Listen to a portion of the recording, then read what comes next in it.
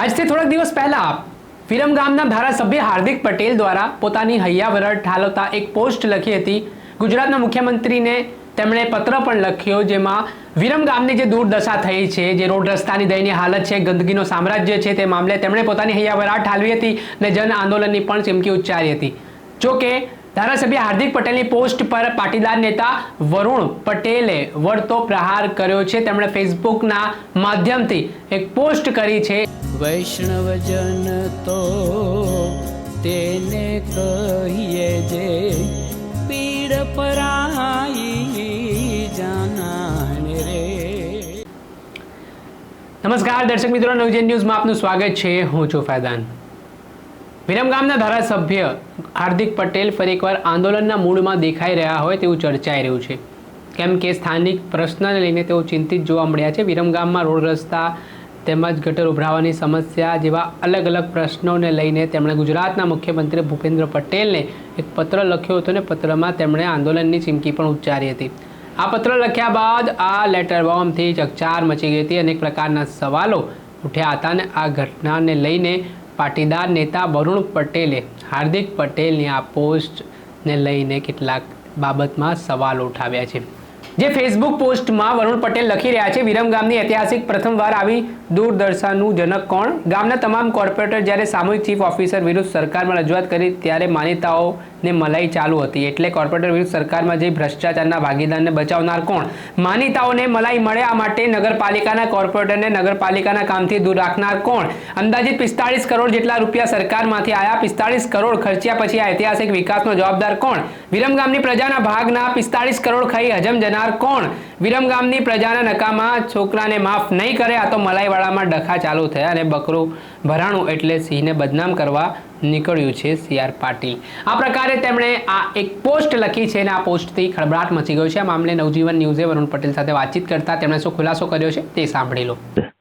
વરુણભાઈ, તમે social media પર એક પોસ્ટ લખી છે વિરમગામને લઈને અને તેની અંદર તમે જણાવી રહ્યા છો કે આ 45 કરોડની મલાઈ ખાઈનાર કોણ? આ મામલે આપની શું પ્રતિક્રિયા છે? જો વિરમગામમાં જ્યારે મુખ્યમંત્રી ઉપર આક્ષેપ ઢોળવામાં આવતા હોય, મુખ્યમંત્રી ઉપર આક્ષેપ લગાવવાનો પ્રયત્ન કરતો હોય, તો ગુજરાતના સન્માનીય મુખ્યમંત્રીએ અને ગુજરાતની સરકારે તો 45 કરોડ કરતા પણ વધારે, ઘણા વધારે રૂપિયા વિરમગામ નગરપાલિકાના વિકાસમાં ફાળવેલા છે। તો 45 કરોડ રૂપિયા ખર્ચ્યા પછી એ વિરમગામની આવી દુર્દશા કેમ? મારો સીધો જ પ્રશ્ન છે। કાં તો 45 કરોડ રૂપિયા વપરાયા છે તો એ ગ્રાઉન્ડ ઉપર વપરાયા નથી, જે રોડ રસ્તા ગટર અને પાણી માટે આપેલા છે એ પૈસા વપરાયા નથી, એ સાબિત થાય છે। પરંતુ હાર્દિક પટેલ જે ધારાસભ્ય છે વિરમગામના, તેમણે પત્ર લખ્યો હતો મુખ્યમંત્રીને અને તેમણે નગરપાલિકા અને કોન્ટ્રાક્ટર સામે પણ આક્ષેપ કર્યા હતા। નગરપાલિકાના ચૂંટાયેલા પ્રતિનિધિઓને ક્યાંય પણ વિકાસના કામમાં સહભાગી બનાવવામાં આવ્યા નથી। જો વિરમગામના કોર્પોરેટરોને વિકાસના કામમાં સહભાગી બનાવવામાં આવ્યા હોત તો વિરમગામની આ દુર્દશા ના હોત।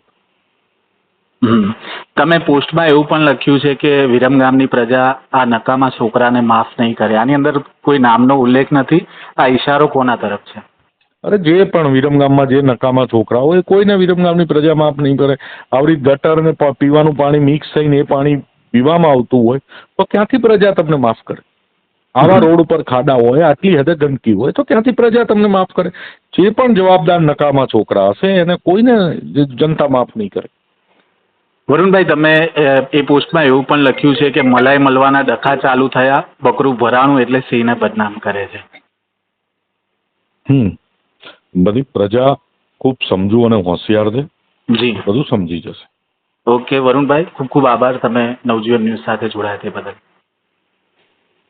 આપણે સાંભળ્યા હતા પાટીદાર નેતા વરુણ પટેલ। તેમણે વિરમગામની દુર્દશાને લઈને કેટલાક સવાલ ઉઠાવ્યા છે, કેટલીક બાબતોને લઈને સળગતા પ્રશ્ન પણ કર્યા છે। હવે તેમણે કોના તરફ ઇશારો કર્યો છે, કોનું નામ લીધા વિના તેમણે જે પ્રહાર કર્યા છે તેના કારણે રાજકારણ ગરમાયું છે।